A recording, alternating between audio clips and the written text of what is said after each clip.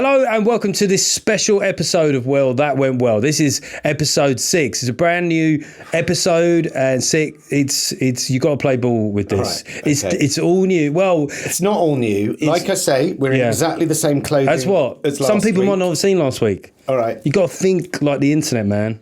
Basically, this is a cynical shoe-in for us to just... Listen, it's Jeff's idea. Basically, if you're pissed off at what you see and go, I've already seen that, this is Jeff's idea. Well, it's because someone's got to be the brains of this thing, right? And, you know, there are overheads. This guy There are overheads. Head in the clouds. I had loads of people complain about the amount of adverts. You must be raking it in. It's like, no, sorry. No. We have paid to entertain you. Yes, for so far. But, you know, there are plans to do stuff in the future, and we're still talking about that for now. But how's your week been? Exactly the same as last week, Jeff. Just go with it. It's just say.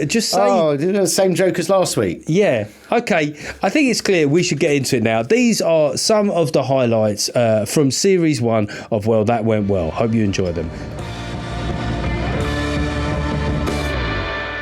Yes, this is the very first ever episode of Well, That Went Well, the show that comes on a Friday, and we just mop up the debris of the week. Yeah, the detritus, the shit, the piss, the sick, all of it. We just mop it up and we don't moan about it. Squeeze the mop out. You are Tom Walker, a.k.a. Jonathan Pye. I thought we'd sort of agreed that we were dropping the a.k.a. We did, JP. but could we go with could we call you Tomathan Pie Walker?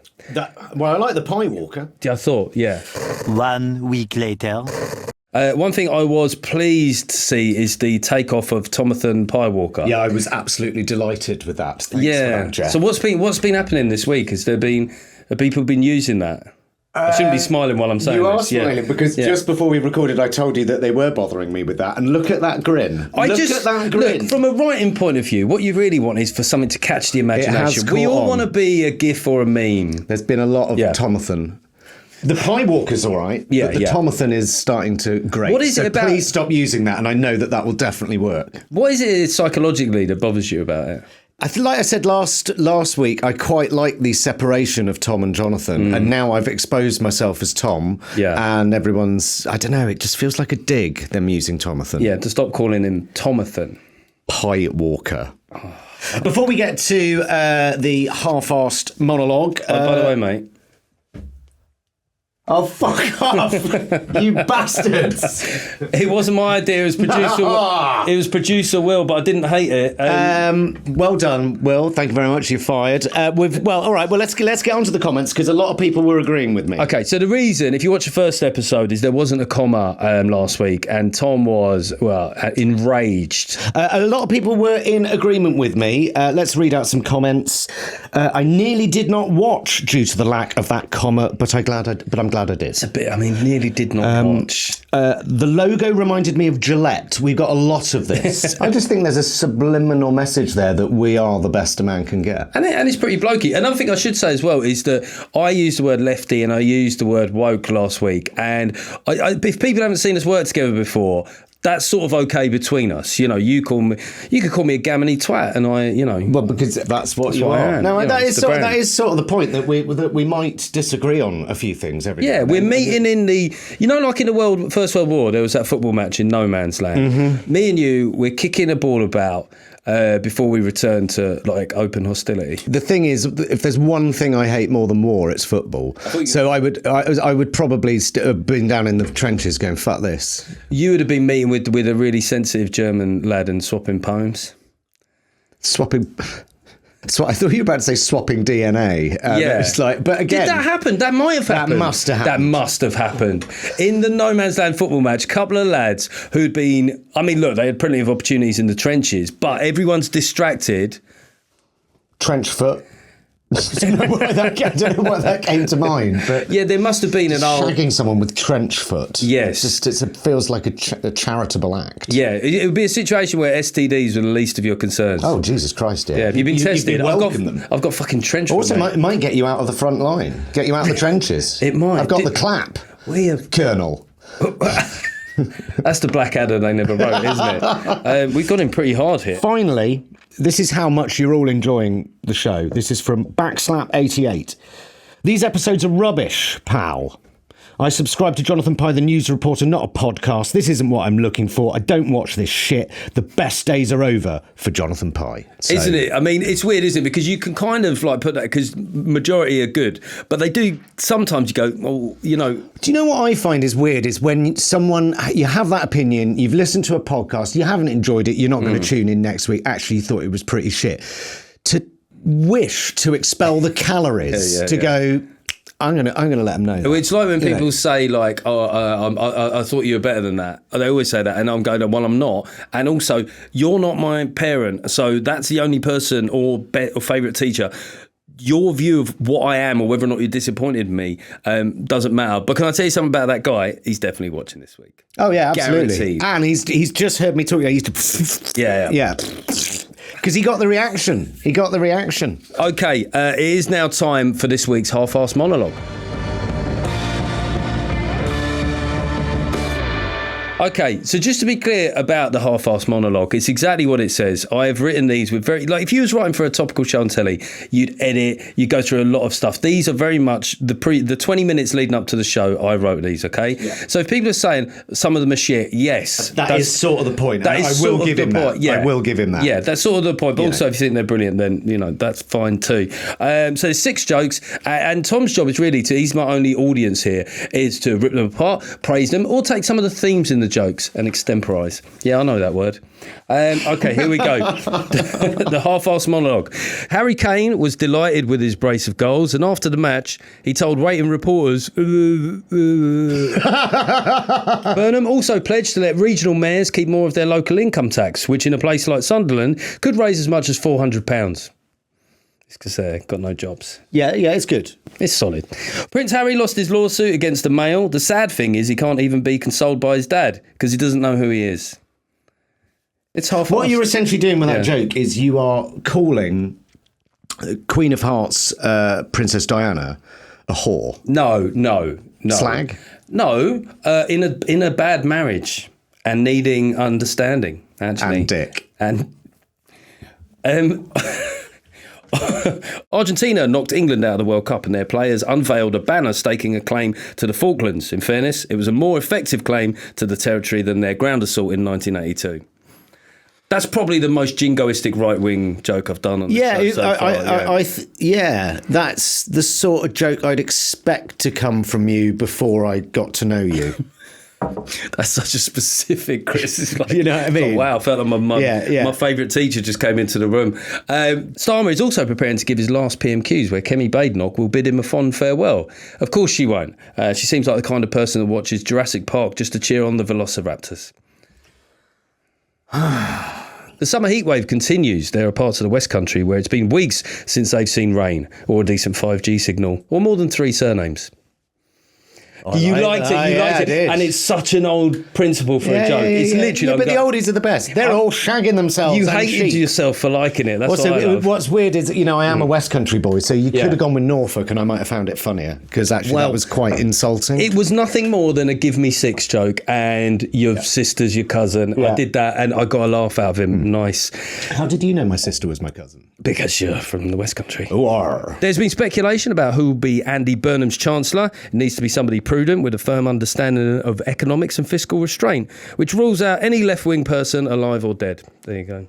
That was deliberately to wind you up, that one. Yeah. You were on the MASH report, weren't you? I was, yeah. This is all beginning to make sense now. Yeah. What? Okay, no, it's fine. What? No, you have to elaborate on that. It was sort of, I don't know. No, I just... It had the rhythm of an establishment topical gag. Yeah, but what it wasn't was... Yeah, it was fine. It was fine.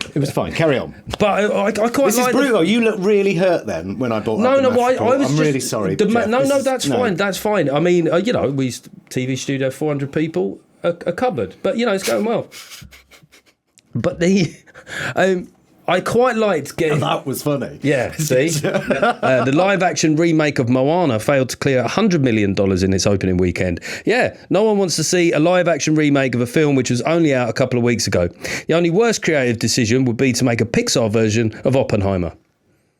I'd watch that, though. I kind of thought you might say that. A Pixar version of Oppenheimer. I found Oppenheimer. They'd all have really big eyes. I mean, we already know from the this, radiation. But yeah, well, actually, you could use the Minions because the Minions have got the goggles. What, these already. little scientific Yeah, helpers? yeah. Hey, boss. It would be more Absolute fun than Oppenheimer. slapstick heaven. Yeah. One of the minions splits the atom prematurely and takes out like a US state. The BBC faced a backlash following their recent promo asking, what has the BBC ever done for me? Apparently there was a longer version where Jimmy Savile said they'd helped him find kids and dead people to fuck. Fantastic. Can we include that? I fucking hope so. I mean, I still do work for them. This is risky for me. Talking about working for the BBC, I'm sure we'll talk Yeah. about the BBC later, but someone had a go at me on this thing of going, are you still working for the BBC? Because I did a sitcom on the BBC Yeah. Radio 4. Still paying your mortgage by BBC dollar. It's like, do you know how much they pay to do it? It's a well-known way to pay off your mortgage, isn't it? By writing Doing a radio radio. sitcom. But genuinely, it's so interesting to me because I get it from the right. But what's really weird is people obviously don't keep up with your career and they'll say things like, oh, doing the BBC, are we now, Norcott? I'm like, yeah, because that's the only way you know who the fuck I am. And also there was this accusation of kind of like, you know, as opposed to actually getting yourself a real job. You go, Yeah. well, I'm a sort of a writer, comedian. That is, I do have to earn some money. And quite a few people watch it, but as we'll discuss later, there's not just a BBC promo thing, there's a licence fee thing. So we'll give a full account of where we are on the BBC later. Yeah, we're going to be taking down Auntie's particulars coming up. Tell you one of my favourite bits of the series is not that it's not been the politics. Okay. You know, last week you were taking the piss out, which was about 10 minutes ago, but last week you were taking the piss out of me having a home cinema put in, right? Yeah. It's not finished yet, but I want to... It'll never be finished because it's not cinema. Yeah, all right. Yeah. I want to start... I want the first film I have with a few mates. I want it to be a fun... kind of my era movie, and the best one we come up with is why don't we tease that as a new bit of content? So we'll throw to the politics highlights, and then this is fucking genius, mate. All right. Okay, I'm good at this. Okay, so what we're going to do now is we're going to show you some of the highlights from the politics chat of everything, or the rest of politics, or whatever we called it. So Keir Starmer, he's gone. Well, he's Prime Minister. Till Monday. Yeah, so he's Prime Minister, he's just not leader of the Labour Party. He's not leader of the Labour Party, so that happening on Friday. I mean, how Keir Starmer feels generally about Andy Burnham. You know what men's egos are like? A guy just came along, just stalked you for a while. You know, like those nature documentaries. I always feel so gutted for the alpha when they get deposed and that little look when they're walking away, Fucking little hell. Degraded Just look. watching the new ape fuck their wife. Do you know what I mean? Just fucking hell. Also, the deposed alpha going, this is going to be on Gogglebox, isn't it? Like, there's going to be some barely scripted banner of someone go, oh, look at that, fucking, that's going to sting. God, fuck off. There's an image there of sort of, you know, Starmer walking into the bedroom at number 10 and, you know, just catching Burnham wiping his cock on the curtains and sort of just like, and then having to say, well, you know, anyway, nice to, you know. All the best for the all future. the best for the future. Yeah. Yes. It's all right, I'll deal with that. Yeah, yeah. Can I kick the curtains? That'd be a weird thing to say. Zippy from... But I want to take time to reference Keir Starmer's legacy. So the question is, in terms of his legacy, what are Keir Starmer's bangers? You know, does he have any bangers, like absolute home runs? Well, I mean, these are all oxymorons. Keir Starmer and the idea of smashing something into oblivion. Well, I've made a list, Jeff. All right? So what's a good thing that he did? Unequivocally good. Bear with me. Or did well, even. Well, all right. Immigration. Mm-hmm. They've done quite well on immigration in quite a short space of time. It does feel like they're moving in the right direction, and it is the hot potato, right? Fair play. Fair play. That's reasonable. Can I say about the overall figures is my dear Rishi, okay, now I'm going to get even more pushback. Yeah. A lot of that was because of stuff that he brought in at the back end, right? And also, this is how hilariously inept the Tories were at communications towards the end, is a lot of that spike came from Hong Kong, Ukraine, and a post-COVID bottleneck of immigration.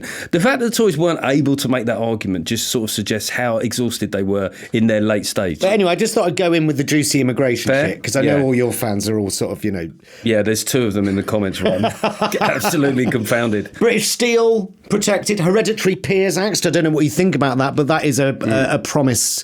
But he's also, I agree that was overdue, but he also was sort of against the Lords and then has done a record number of new Lords as well. Yeah, but everyone does a record number of new laws. But I think hereditary peerage is being kicked out. And so finally you do have an upper chamber. Well, I'm sure one day we can talk about the House of Lords. I weirdly had a tour of the House of Lords recently and sat in on it. And I'd spent sort of 15 minutes watching the House of Commons and it was a fucking bear pit. And then in the House of Lords, people were genuinely debating. Things were genuinely getting done. And I left there going, thank fuck we have this upper chamber. It was really... The House of Lords needs to be kept. Fuck it. This guy's blown my mind here. I don't know how to respond to these things. You're pleased about immigration going down? You're loving the Lords? I know. What else have they done? I think you biggest upgrade to workers' rights in a generation. That's undeniable. 5 million extra NHS appointments delivered. Renters' rights, a lot of that. And it's like, oh, well, that's bad for landlords. Well, landlords have been they've been doing all right for a while. I mean, look, I've got a friend who might own a rental property. And it's a nightmare for him, but... That person... Yeah. But, what I'm saying... Jeff, is this part of your portfolio that we discussed last season? All I'm saying is the way that they've done it, like people with 10 properties are still doing great and can offset all their costs. And by the way, this started under the Tories. The Tories started this train. What they're hitting once again is like that person that might have moved house and had to keep the old one because of a problem with the mortgage and then rented it out. They're hitting that person. That's my issue with it. And also, one last thing, what I would say is you can see as an outgoing Prime Minister how little respect he clearly had in this country. But his little tour of Europe, his outgoing tour, and they are giving him fucking medals. Like all of them are just going, and he has clearly been looked up to on the international stage, and I think has actually been looked to for leadership. And that hasn't happened since we left. I agree. I think that he talks their language. They like him. He might be a technocrat. Yeah, but, a NATO general and whatever. The only flag on the play with that is like, with your agent, what you don't want is for everyone to say that they love your agent. Right, so if everyone in Europe's going, we love Keir, I'm like, what's he giving them? Yeah, giving them Norfolk, has he? Yeah, but all right. One of the first times, apart from that Oval Office bit where to Trump, and he was like, "Hello, here's a letter." You do the voice better. I've got a letter from the King. But it entitles the bearer to Cuja, but Windsor Castle. But that was my joke. After, how is your career going to go when he's gone? Because this is all you've got, mate. Can I just say, because in the end, your list sort of included critiques, which was handy. My favourite moment, Starmer, and people. This might surprise people, is ID cards, because it was quintessential Starmer, whereas something that had polled well forever, right? Forever, over 50% of people were into ID cards. The moment this geezer mentioned it, everyone was like, oh, I don't know if he likes it. It's like when the most unpopular guy on the stag do says, yeah, maybe we should go, do some paintballing. And like, yeah, let's do an activity. Yeah, let's do an activity. If it's not hookers and cocaine, then we're not doing it. But we should talk about Farage's hasty decision. Can I start with my sort of theory of what's going on with reform? Please. I think they're not coping in the heat. I think of all the parties, their brains are a bit fried, because when Farage made this decision, right, the obvious counter move by a lot of the parties was to just not play ball. But apparently he literally, I'm going to say flounced, because there was pretty flouncy. And nobody in his team suggested that this was a possibility. Further evidence that they're not coping in the heat is Richard Tice was on the radio this morning and he was talking about this George Cockerell guy, right? And he said, look, he's a good lad from a solid aristocratic family that I've known for 50 years. You go, what is happening? And then you've seen Nadeem Zahawi going full sort of like red-blooded MAGA. Oh, Generic Lamar. I always go for different nicknames with Robert Generic. Robert Generic. Generic Lamar was quite good. I like that. Generic Lamar was out there and he was sort of banging the desk. And I just think that a lot of this is to do with heat, because they like looking conventional. They're probably wearing too much suit. Yeah.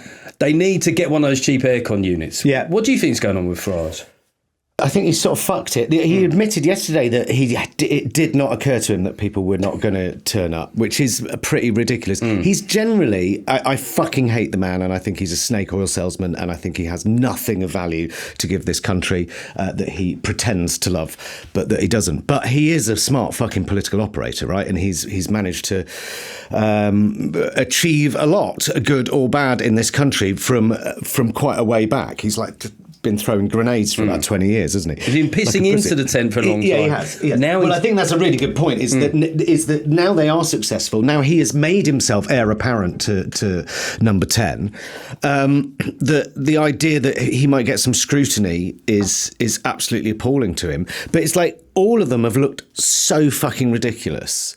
And unless you're a big... I see a lot of people online that really support him and are defending him, but I think generally most people are looking at him going, they're all looking ridiculous by the way that they're defending him. And also what's happened in the last day or so is that they've started to try and make Binface out to be the establishment that they're trying to fight. I mean, they're literally sort of going, and who is he, and who's he funded by? And that to me is when you're trying to suggest that Count Binface is the enemy, they've sort of lost the argument, I think. Well, I mean, the whole nature of the Binface gag, I guess we'll come to. I just think the principle of what Farage was saying, right, which was that these are they'll decide, but the investigation hasn't happened. The whole idea of the establishment finding you guilty of something and then you saying to the public or your constituency, does it bother you? That's a really powerful thing to do electorally, but only once the investigations happen. It's sort of like saying, like a bloke, his wife, he's been on a stag do and his wife thinks he's been up to no good. And he's gone, look, babe, look at the WhatsApp group. Every lad here says that I did not get motorboated at that club. All right? And even then, that group of people aren't able to speak on behalf of the country. There's just a lot of flawed thinking going on. I mean, the arrogance of him saying, I've decided, was his exact words, I've decided that the people of Clacton will judge my actions. You don't get to fucking decide that. I think it was Richard Tice, it might have been Jenrick, who just referred to the Parliamentary Standards Commissioner as a kangaroo court. So they've started just hurling that out. We mustn't trust any of it. The only people you should trust is the people of Clacton. What I find really interesting is obviously that this all started from a Times investigation. So you've got like the Murdoch press turning on reform. I don't think they've ever been particularly big on reform. But what I've really noticed today is the Telegraph, right? That is fucking, Reform City, really, as a paper. Could Britain be hurtling towards its first Prime Minister? Count Binface is the best of British. Our country will never trust establishment politicians who can't laugh at themselves.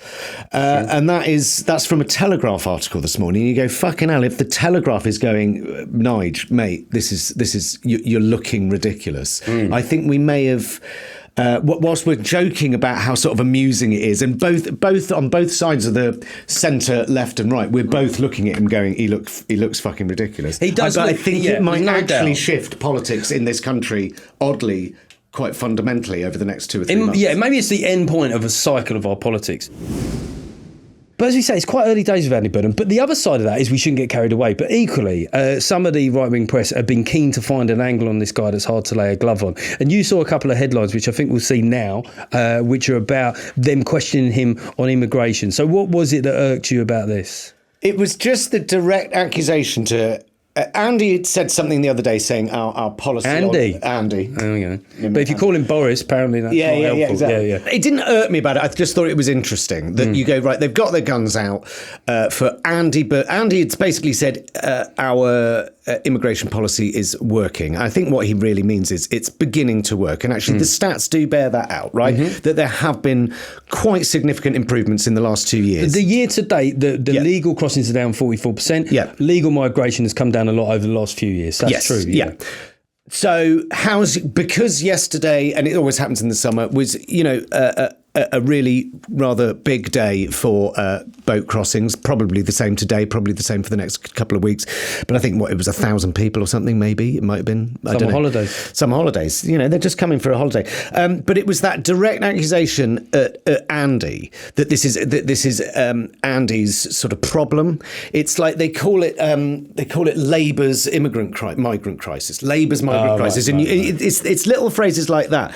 And then Suella Braverman got on it yesterday. Yeah, but what about, he was talking about FIFA and how disgusting what's going on with FIFA is. And Suella Braverman, yeah, but what about the boats, Andy?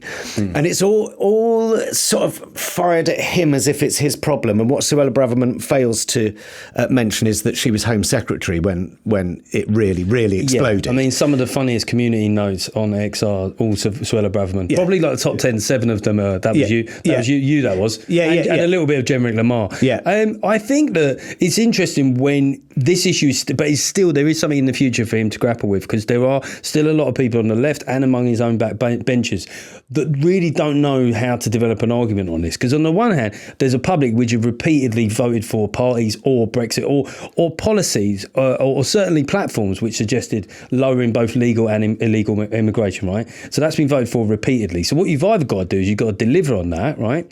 Or you've got to sell the argument of higher migration to the public and talk about the realities of what would happen to the economy if we didn't have it, birth rates, all that sort of stuff. Now, if you look at the kind of cohort of the last few years, none of them have the vision to do that, really, to sell the idea. So, but when you've then got to enact a democratic mandate, and I do think sometimes people on the left, they act like they can ignore this by saying things like safe passage and open borders and some really, I mean, look, when you say safe passage, it feels wonderful to say it. Well, open borders, it feels great, but it doesn't reckon with the fact that repeated democratic outcomes have voted via majority for some reduction in this area. Also, I find the phrase "open borders" terrifying. It's absolute, Well, look what's happening in. Is it Ceuta? No, Ceuta. Yeah. So I saw that. So you think we've got a problem here, but and that's another thing. This is Andy's problem, is it? 49,000 migrants crossed into Spain's North African enclave. How do you say it? Ceuta. 49,000 people in 24 hours, right? So this is our problem, but it's also Europe's problem. It's also all of Europe's problem. And I think you're absolutely right that making an argument for immigration is not the same, or is not diametrically opposed to dealing with illegal immigration.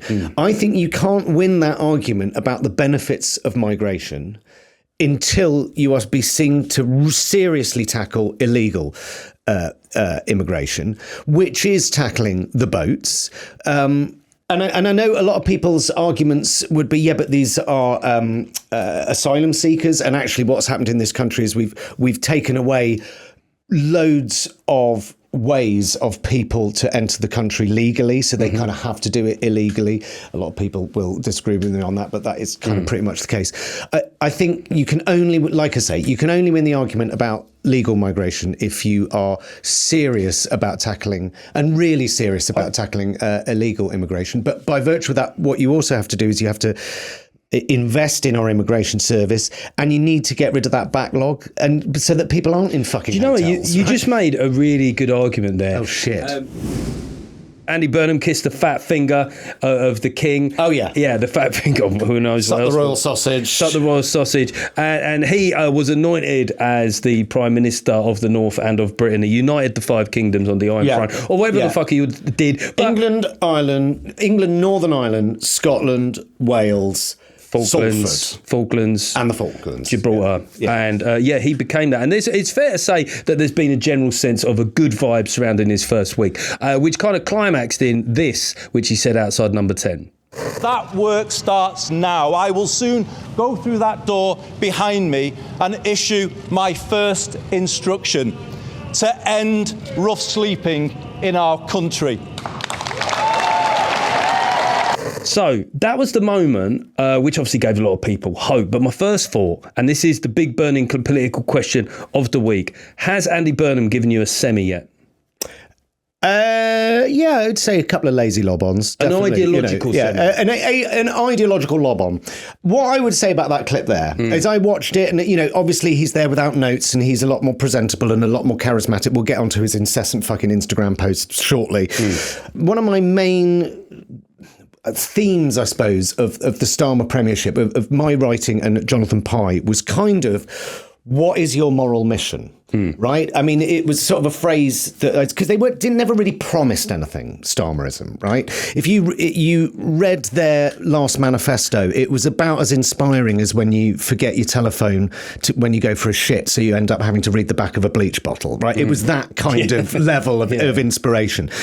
It was sort of one of the themes of Starmerism where I would often find myself saying, or Pye would often find himself going, fiscal responsibility, fine. But where's your moral mission? Where's that hope? Where's that aspiration that we were talking about last week? But also the one was, we are going to aspire to end rough sleeping. You go... It's an aspirational, important societal thing. And in doing so, the chances are you're going to have to deal with social care. You're going to have to deal with a lot of the shit that the Tories just fucking ruined in this country. Because let's be honest, social care is a bit on its knees. I would also say that when Labour got in, they had a chance to do something and then also kicked into the long grass. You're absolutely right. That they literally kicked their own social care thing. We'll deal with that in a few years' time. Pensioners into the... And if Labour isn't about social care, then I don't know what it's about. So I will say, when I watched that speech and he said that, I literally went, and I'm not really, don't normally do this, but I was literally, yes! You tore the head off it. Because he finally said something that we can, there is no one can deny. You go that homeless people sleeping rough on the streets, people dying of cold in the winter on our streets, is a demonstration of a capitalist society gone. It's not a great look. Do you know what I welcome that. It might not happen, but as an aspiration, I was like, finally, we can see where Labour is, where its moral compass is, where he's trying to push their moral compass. So I think he had a good launch week. Let's say that much. Yeah. Soft launch, as the kids say. Big launch, not a soft launch. That wasn't a soft launch. That was a fucking veiny launch. A throbbing launch. Okay, so we did a good tease earlier. So we're going to talk about, before we show some highlights of the showbiz chat and some of the movie chats we've had, this is all brand new content. We're going to discuss, and you can leave comments as well, giving Jonathan some advice, but what's going to be the first film you're going to watch and you're definitely not a fucking cinema? Yeah, it's got to be a fun one. And what we've come up with so far is Indiana Jones and the Last Crusade. It's not a bad shout. Is that the best Indiana Jones movie? Oh, the one with Sean Connery? Yeah. No, I think it lacks some of the sort of grotesque weirdness of the first two. I think that was the first one didn't have grotesqueness. What, the guy's face fucking melts? Well, yeah, but the guy in the third one he goes old, and it's very similar. Just right at the end. Yeah, I mean, it's literally blowing up the Death Star twice, isn't it? Yeah, but with heads. Yeah. Oh, George, he never ashamed to go back to the well, was he? I wonder whether The Last Crusade is my favourite because it is the one that I saw at the cinema when it came out, and I was old enough to watch it. Yeah. It was so much. It's funny. There's so much fun. There's a little moment in Indiana Jones and The Last Crusade which sort of sums up why modern movies are shit. There's just a very simple stunt in it where you remember where he's chasing a tank on a horse, right? And then the tank's going along, and then Indiana Jones goes up a ridge and he just jumps off the horse onto the tank. And you watch it and you go, somebody just did that. Yeah, somebody just did that. And it's so impressive. There's no way that wouldn't have been CGI'd today. You know what's interesting about, I think, how acute human sensitivities are, that you can just always detect when something's real or not. You couldn't always say exactly why. But it's for the same reason that when a dog sees an animated or CGI animal on screen, they don't bark at it. They know. Yeah. My stupid fucking cockapoo knows. She doesn't know anything about anything. Got a cockapoo. Look, I know it's not a man's dog. It's not a man's dog at all. But back to Indiana Jones. I mean, quick swerve. We definitely. Out of the cockapoo. I mean, XL Bully. So it definitely wouldn't be that recent one where Phoebe Waller-Bridge is just telling him off for being a man. Which is better than the one before that, though, which was the Crystal Skull. Kingdom of the Crystal Meth. Fuck me. Yeah. But I just think one and three are great. Do you know what? So the two things that really make things cinematic is you're talking about epic sort of real locations, right? The other thing is sound. Top Gun, to the original Top Gun, the opening is, you know, come on. That's it. People underestimate that, just how good the sound is with the music and the jets landing and all that sort of stuff. That's what I love about cinema. It's like, it can be cerebral, or it can just be, here's some really cool stuff. And I'm in it, and I feel that's why I'm, building my own cinema. Obviously, once upon a time, do you remember where it's not a cinema?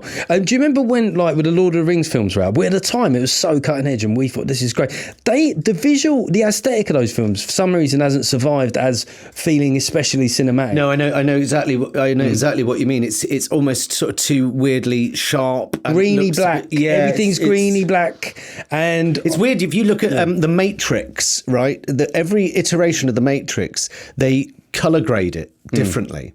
The original Matrix in the cinema was really green. Everything was really green. And then suddenly a few years later, I think when it came out on DVD, or maybe they reissued it, they suddenly looked at it and you go, God, this looks old now. It looks it's passé. So now they've lightened it up a bit. And actually, I think Lord of the Rings could do with a bit of a regrade. Yes. Yeah. Well, there you go. So we're gonna stay with Indiana Jones. The other one I wanted possibly was Burton's Batman, which I think is the best Batman ever. What I think people forget is when Burton's Batman came out. I mean, it's formative because I remember going to the cinema. It was one of the first 12s that you could get, and I just turned 12. How radical Burton's version of Batman was, because literally before that, it was Adam West. Yeah. And then suddenly there was something weirdly fat uber real. We used to have genuine fat because the original Superman was pretty paunchy, wasn't he? Yeah, well, that's is it a bird, is it a plane, or is it my uncle? Is it just a fat fucker just being catapulted? Is it a fat middle-aged man being catapulted throughout the sky? Okay, well, listen, I think we got close to a film decision there. Maybe we'll tie it up at the end. Yeah. Tease. Okay, but we had a lot of showbiz chats, and here are some of the best ones.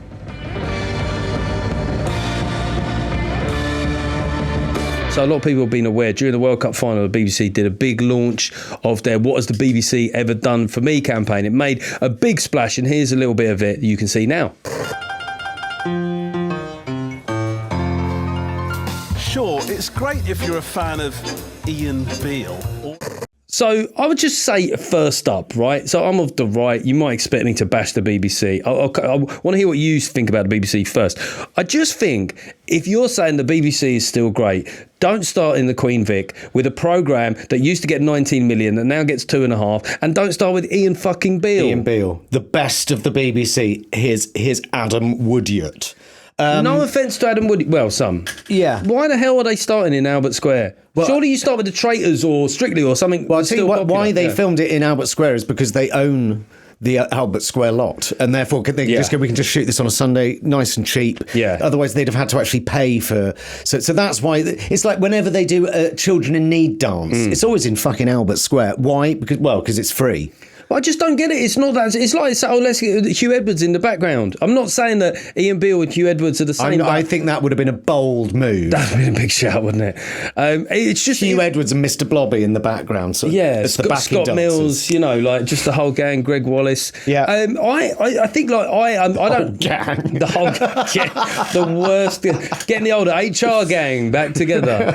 I mean, I want to find out about your view of the BBC generally, because also alongside that, and it was, I don't know if it was time like this, but there was the news that 500,000 less people again are paying their licence fee. And I know that you're a BBC fan. I would say that kind of I am as well. The principle of the BBC.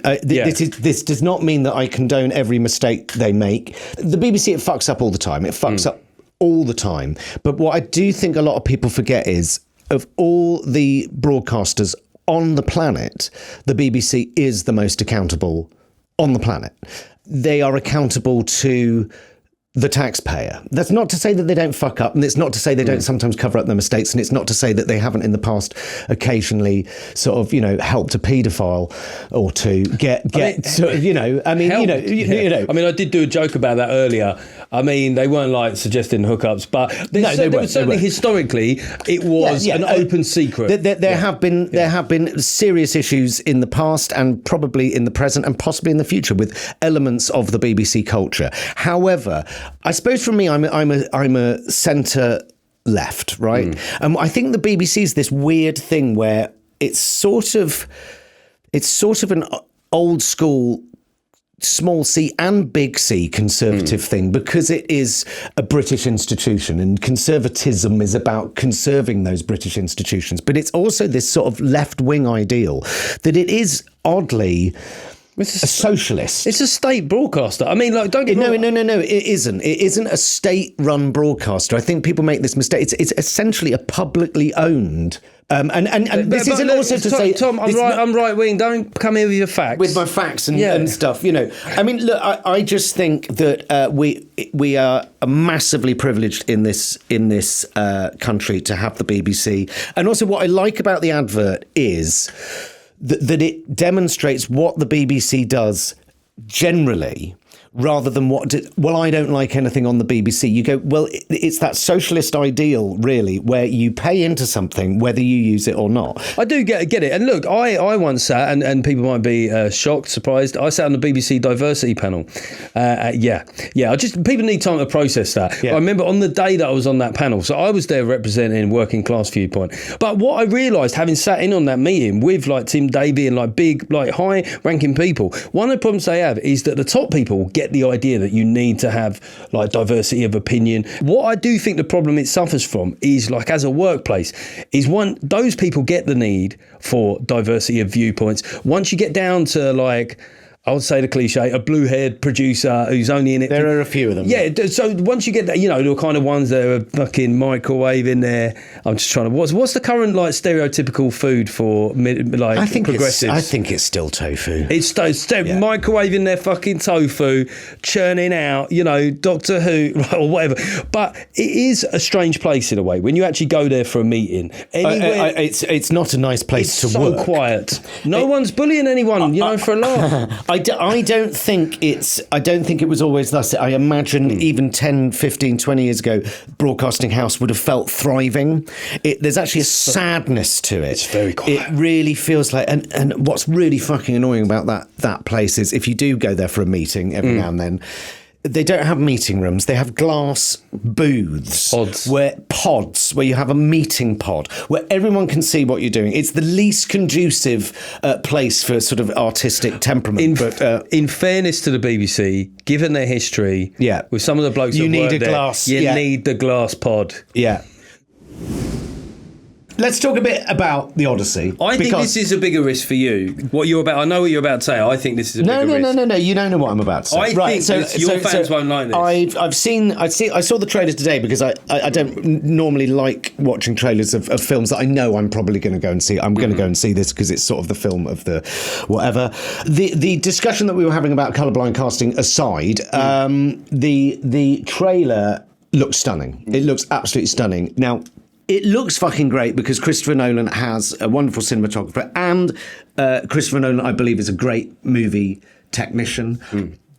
But I've never watched a film of Christopher Nolan's and walked out the cinema and gone, fucking hell, that was amazing. Not a single one. That's not to say I haven't enjoyed certain ones. I thought the Batman trilogy was one of the most overrated trilogies ever. I rewatched Batman Begins the other day because I only watched it once just to double check that I'm right. It's a fucking mess. It's a double check that I'm right. Well, yeah, it's a fucking mess of a film, that first Batman film. And the third one, I remember being in the cinema with the third Batman film, and it was like, everyone was loving it, and it was really tense. And there's this bit where all of the police force are trapped underground. I don't know if you remember it. Mm-hmm. And I remember I was in the front row, and I remember literally looking behind me going, are you all watching the same film as me? Because this is just fucking preposterous. I found, I think it's weird because I love Stanley Kubrick movies, right? And one of the things that people accuse Kubrick of is having it being cold and heartless, and it's a critique that stands some scrutiny, really. But I find Christopher Nolan's film leaves me absolutely cold. I don't think he gets the best performances out of his actors. I think it's like poor man's intellectual film. So, Christopher I'm going to Nolan- get mullered. I'm going to get mullered for Yeah. that. What I would say, it's a good thing that people are going to the cinema, but they're only going to watch. You said what you said, bro. Fine. Batman And I'm trilogy. gonna watch it. The Batman trilogy. I'll grant you that on the third one. I think the first two is so easy to forget how much they informed cinema that came afterwards. And the stylistic changes that he enforced. Yeah, some of them were a bit sterile.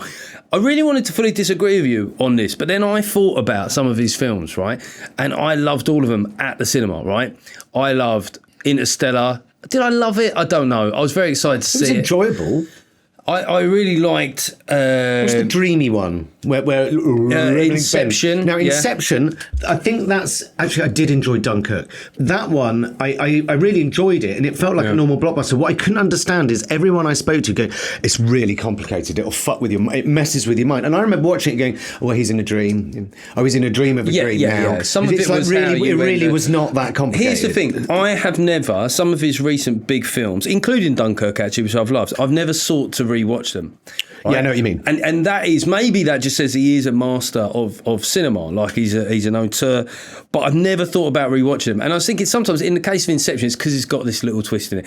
And some of those films that have this inconsistency in them, once you work it out, there's no point in rewatching it. It's like rewatching The Sixth Sense for the 20th time. Yeah, he's dead. Yeah, he's fucking dead. Or that person has got a cock, right? Yeah. Like the Crying Game, obviously. Sorry, go ahead. I wondered what sort of films you were talking about then. Even the usual... He's got a cock. Yeah. That's one of Christopher Nolan's lessons. Imagine that on the IMAX. Jesus Christ, 20 foot of cock. Yeah. That's also a title. A little subplot is that there are other films that have struggled this summer. Like, should have been big films. Mandalorian and Grogu, it wasn't terrible box office, but it didn't do what they thought. Also, the fact that a Star Wars film... Yeah. doesn't really touch the sides. It's wasn't. And was it a Star Wars film? Well, it's part of that. It is a Star Wars film, obviously, Yeah. because it's part of that franchise. But right? it didn't have in the title. It didn't have the opening crawl. By that virtue of that, the Rogue One does not have a rolling title, but that's definitely a Star Wars film and one of the greatest Star Wars films of all time. This is going to be difficult because I probably never agree with anyone more on anything. Well, that is Rogue One. Never a bad idea to rewatch Rogue One. It is a fantastic Star Wars. It's incredible. Think it's the best. I really do. Masters of the Universe. Oh, I quite like that, but it was kind of one for the dads, really, when it should have been pitching the kids. Toy Story 5. I sort of loved Toy, and I sort of wanted it to fail. Why would that be? Because I tell you why. Because we're angry at Toy Story because it used to be a perfect trilogy. It was and the third film was fantastic, a perfect ending. And Toy Story 4, you go, all right, it's enjoyable, but I didn't need it. And therefore, Toy Story 5, we kind of want to hate it because you go, oh, fuck off. Why didn't you just leave Woody. it at 3? I mean, fuck that would be off, the... Woody. Fuck off, Woody. Toy Story 7. What you don't want it to get to is, the bit in Toy Story 3 where they're going towards the fire. What you don't want to now think is watching it back, keep going. Just melt them down. I think that is one of the greatest... for a cartoon to actually give you jeopardy. That scene where that's happening, I remember thinking, I don't know how they're going to get out of this. I remember my heart racing, and you go, it's a fucking cartoon. It's a fantastic and there was also film. like 40 minutes left of the film, so I was sort of thinking, well, it's going to be a weird, like... A really long dark funeral in real time for all the toys. Yeah, just like with the one that did make it out with PTSD going, I just saw his eye melt down Barbie's the side hand. of his...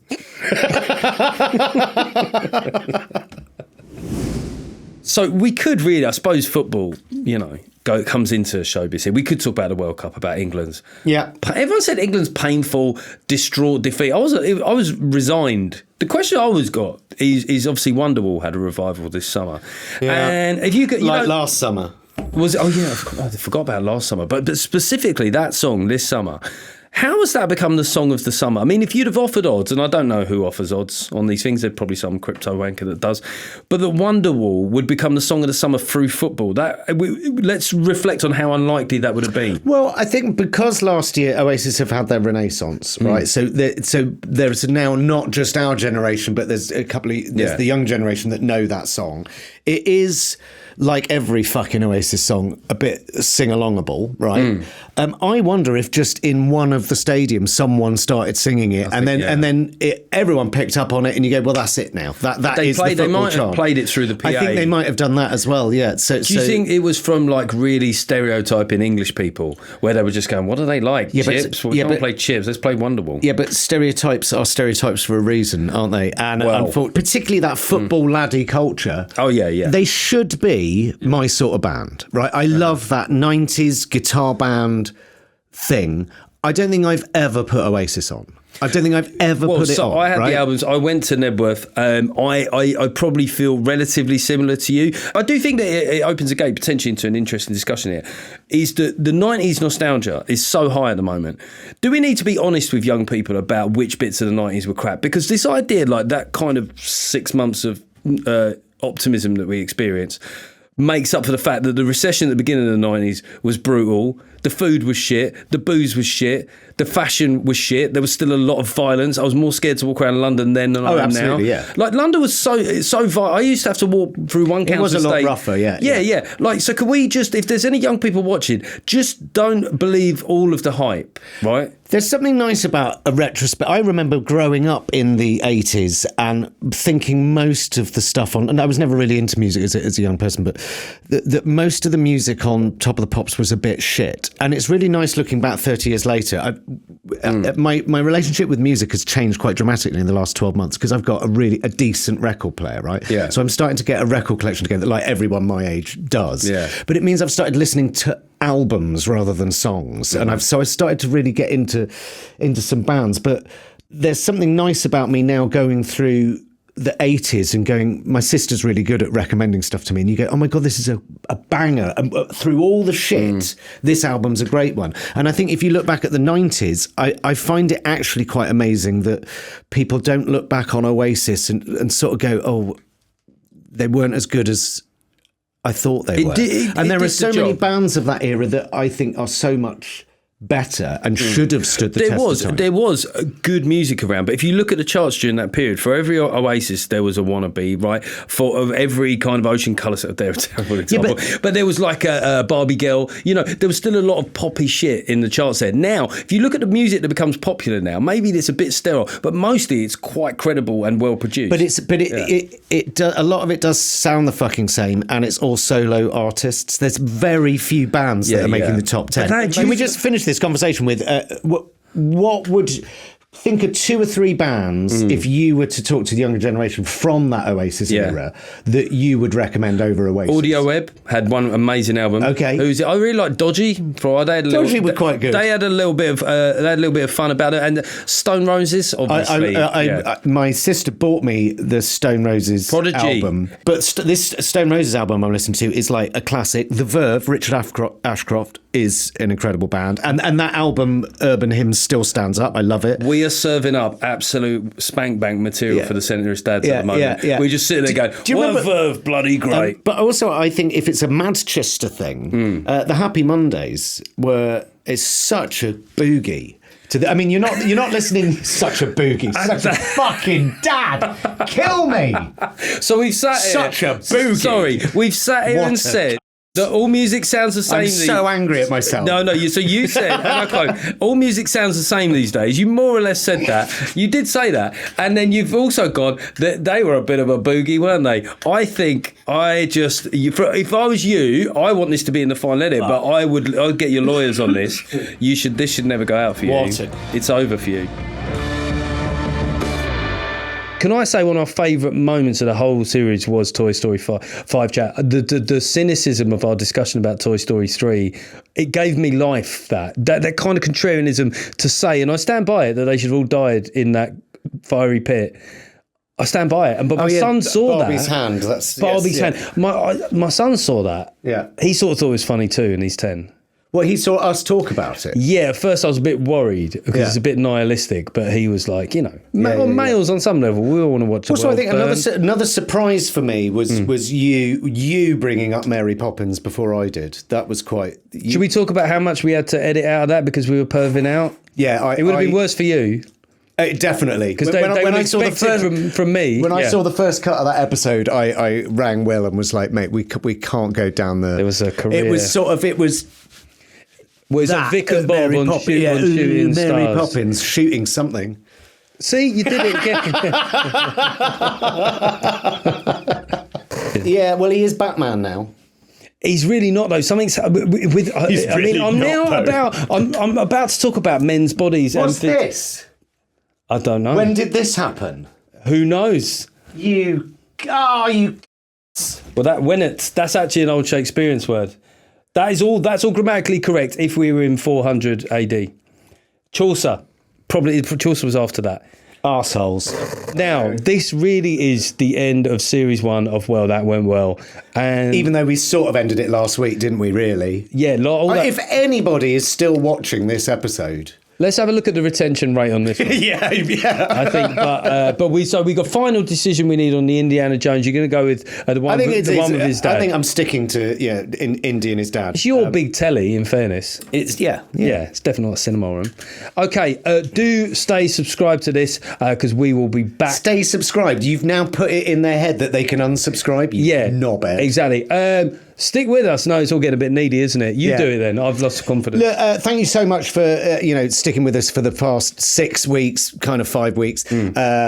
Please remain subscribed because we will be dropping episodes, I think, over the next few months, and we're hoping to be back for a second series soon. Yeah, well, wow, what a call to action that was. Please sort of say subscribe because we might do stuff we will do stuff in the future. We just don't know when. Yeah, we got to sort it out. He's on tour. I'm not. I'm fucking free. You know what I mean? I'm this fucking, this guy.